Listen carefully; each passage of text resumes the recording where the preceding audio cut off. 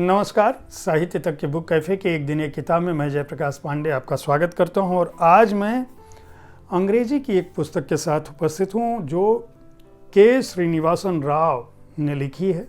यह पुस्तक, इसका नाम है myths, plays and Girish Karnad.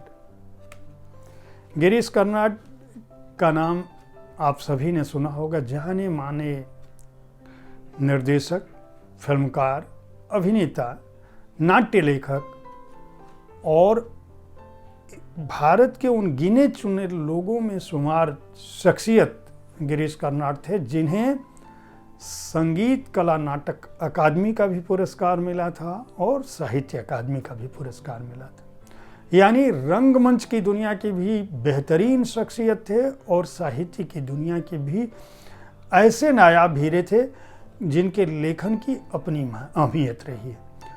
उनके नाटकों में मिथक का, भारत के पौराणिक आख्यानों का, भारत के पुरातन कथाओं का कितना महत्व रहा है, के श्रीनिवासन राव ने यह पुस्तक उसी पर लिखी। खास बात यह कि के श्रीनिवास राव साहित्य अकादमी से जुड़े हैं, उसके सचिव के तौर पर उनकी अपनी भूमिका है, लेकिन उनकी पीएचडी का यह विषय था और उन्होंने इस बार बहुत ही अच्छे ढंग से इस पुस्तक में भारत के पौराणिक आख्यानों को गिरीश कर्नाड ने क्यों उठाया, उनके जीवन में क्या महत्व है, उन नाटकों का भारतीय जनमानस के जीवन पर क्या महत्व है, किस तरह से भारतीय रंगमंच को गिरीश कर्नाड के नाटकों ने कई दशकों तक न केवल प्रभावित किया बल्कि आज भी प्रभावित कर रहे हैं, उनमें किस तरह का आधुनातन या पुरातन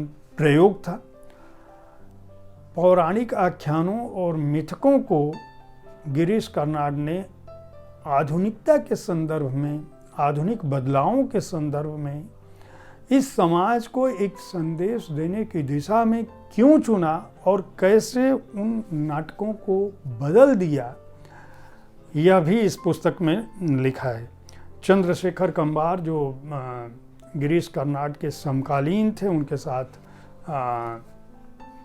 न केवल उन्हीं के समय में काम कर रहे थे बल्कि हिंदी जगत में अपने अनुवादों के जरिए, अपनी रचनाओं के जरिए भी खासे जाने जाते हैं। भारतीय साहित्य का बड़ा नाम है।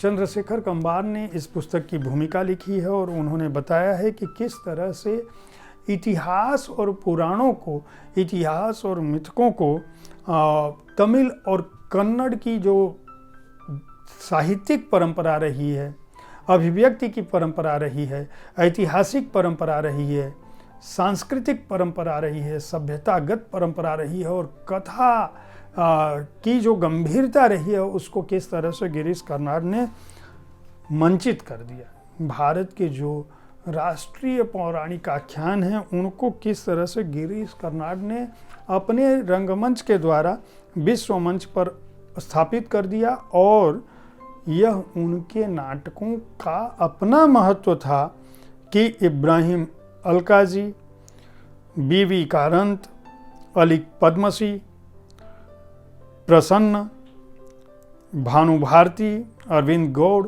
सत्यदेव दुबे, विजय मेहता, श्यामानंद जालान और अमल अल्लाना जैसे लोगों ने भी उनके नाटकों पर न केवल काम किया बल्कि उनका मंचन किया और यह क्रम लगातार चल रहा है। चाहे रामायण हो, चाहे महाभारत हो, चाहे भगवद गीता हो, चाहे पुराण हो, चाहे जातक कथाएं हो, चाहे पंचतंत्र हो, चाहे वह कथा सरित सागर हो, चाहे विक्रमादित्य चरित्र हो, इन सब ने भारत भूमि को और भारतीय रंगमंच को जिस रूप में प्रभावित किया वह गिरीश कर्नाड के नाटकों में स्पष्ट तौर पर दिखाई देता है। जो अध्याय इस पुस्तक में के श्रीनिवास राव ने शामिल किया है वह है मिथ एंड एक्सप्रेशंस,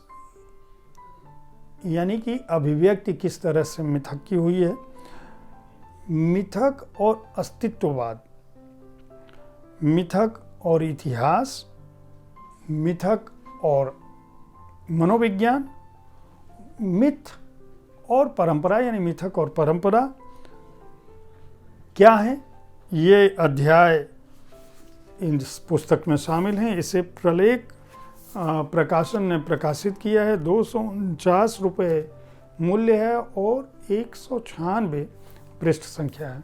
भारतीय रंगमंच में किस तरह से गिरीश कर्नाड का प्रभाव है। जो लोग नाटकों में रुचि रखते हैं, जो भारतीय रंगमंच में जिनकी रुचि है, जो लोग गिरीश कर्नाड को जानते हैं और सिनेमा, पुराण और नाट्य जगत के अंतर संबंधों को समझना चाहते हैं, उनके लिए यह एक महत्वपूर्ण पुस्तक है। वे इसे खरीद सकते हैं।